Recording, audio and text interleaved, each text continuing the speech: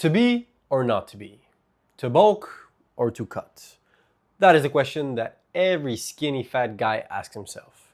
Now, most people making videos on this issue online say they were skinny fat and then they show pictures of themselves looking something like this. That's not skinny fat. Those people are already half in shape, they have the muscle mass, they just need to lose a little bit of fat to see the muscle definition. The term skinny fat is used to describe someone who has a skinny upper body and especially extremities like arms and legs, but he still has a big fat concentration around his waist and especially his stomach and his love handles. You can also refer to it as a beer belly or a gamer belly, and some of us had to come from far. I used to be incredibly skinny, and this is me already working out for a while. And then I tried to bulk, and I ended up looking like this. That's when I actually became skinny fat, and this is me after eating a 2,000 calorie meal because I'm bulking, bro. I spent so much time frustrated at my progress because I wanted to gain muscle, so I would start bulking, but then a few weeks would go by, I would sit down and see my fat rolls just rolling up, and I'll be like, fuck this, I need to cut, I need to lose my stomach.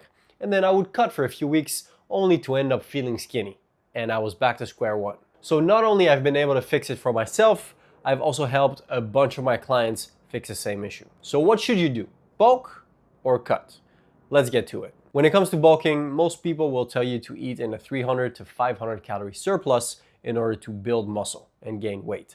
But when you're in a caloric surplus, losing fat becomes impossible. And most people, when they try this approach of bulking first, end up gaining too much fat. So does that mean that you should do a cut first? Well, not exactly. Entering a calorie deficit can make it harder for you to build muscle, especially if your deficit is too big. That's gonna be impossible to build muscle. Even if you lose some fat, cutting for a few weeks, if you don't see any muscle growth, that's going to demotivate you just like it did for me. And that's not gonna work. So if you don't bulk, you don't cut, what do? The solution is called body recomposition. Body recomposition is our body's ability to build muscle and to lose fat at the same exact time. Now, most people think that you can go on and build muscle and lose fat forever, but that's not how it works. If you try to chase two rabbits at the same time, you're gonna end up catching none. Body recomposition only works for beginning lifters, meaning people who have less than a year of training experience. And when I say training experience, I mean serious training experience. If you've been messing around at home with bodyweight workouts like I had, or maybe lifted a little bit in the gym, that's still not gonna count. You need a full year of proper serious lifting to be considered an intermediate lifter. So this works for beginning lifters and also people who have a lot of weight to lose. But then technically, you're not really skinny fat. You're just fat. This is why body recomposition is not a separate thing. It's not you either cut or bulk or body recomp. No, it is a combination of the two. Body recomposition consists of two phases: a slight caloric deficit followed by a lean bulk. Let me break down each of those phases and show you the right way to do it. Phase 1. This is where you start with a slight caloric deficit of about 200 to 300 calories under your maintenance calories. You can start at 200 and work up to 300 if you want, and you can calculate this by using omnicalculator.com or by using a food tracking app like Yazio or MyFitnessPal. These numbers are important because if your deficit is too big, yes, you'll lose fat, but you're not going to gain much muscle. Now, contrary to popular belief, you can still gain muscle in a calorie deficit, but it is imperative that you follow these three rules. Number 1 is to eat at least 2 grams of protein per kilogram of body weight, or 1 gram per pound of body weight each day. You want to prioritize lean protein sources like lean pork, chicken breast, tenderloin or sirloin steak, fish like tuna, eggs, Greek yogurt, and cottage cheese. For fats, you want the same grams as your body weight in kilos. So if you weigh 80 kilos, you want 80 grams of fats. If you weigh 180 pounds, you want half of that in grams of fat. Try to get most of your fats from unsaturated fat sources like olive oil, avocado, nuts, seeds, and fatty fish. The rest of your macros can come from carbs. Try to stick mostly to rice, oats, sweet potato or regular potatoes, and fruit. These will help you stay more full, give you more vitamins and nutrients compared to pasta and bread, which you can eat a lot more of, and the calories will add up. Number 2 is to get enough quality sleep, so 7 to 9 hours on a consistent schedule, and making sure you're also getting quality sleep, of course, by minimizing alcohol and also screens or activities that really turn your nervous system on and make you active right before bed. Good sleep can really make the difference between not gaining muscle and gaining too much fat compared to gaining muscle and losing fat at the same time. So please don't sleep on your sleep. If you're not sleeping enough, you're not giving your body the chance to rebuild the lean tissue and to oxidize the fat. And number 3, this rule can also make or break your progress, and this is to apply progressive overload. Now don't worry, just because I said progressive doesn't mean it's got anything to do with people with blue hair running after you. Progressive overload means that every time you go in the gym, you try to either do less rest, more sets, more reps, or more weight, even if it's just half a kilo extra. If you're not challenging your body to do more, you're not giving your body a reason to grow and it won't adapt. If you train the same, you stay the same. When it comes to training, I recommend 3 to 4 sessions a week. If you train 3 times, you can do full body split. If you train 4 times, you can do upper, lower split and just repeat. Mostly focus on compound movements like squats, deadlifts, presses, pulls, and lunges. At the end of your workout, you can throw in some extra core work or extra arms if that's what you want to focus on. Pro tip, don't forget the lateral raises because the medial side of your shoulders is what's going to give you that broad looking nice physique. So spend most of your time with the compound lifts, finish off with the accessory movements. Next up, cardio. Go for 1, ideally 2 sessions a week of 30, working up to 60 minutes over time. You don't need to go too intense or go all out.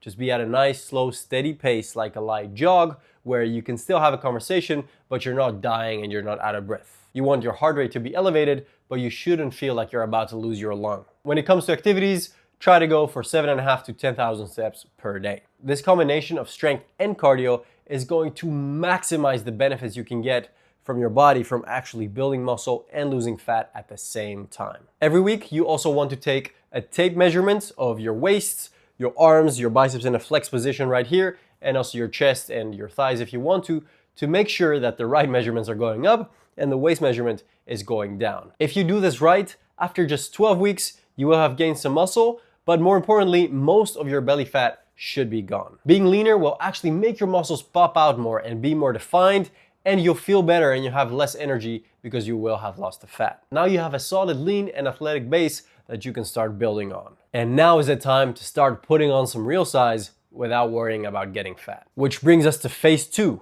the lean bulk.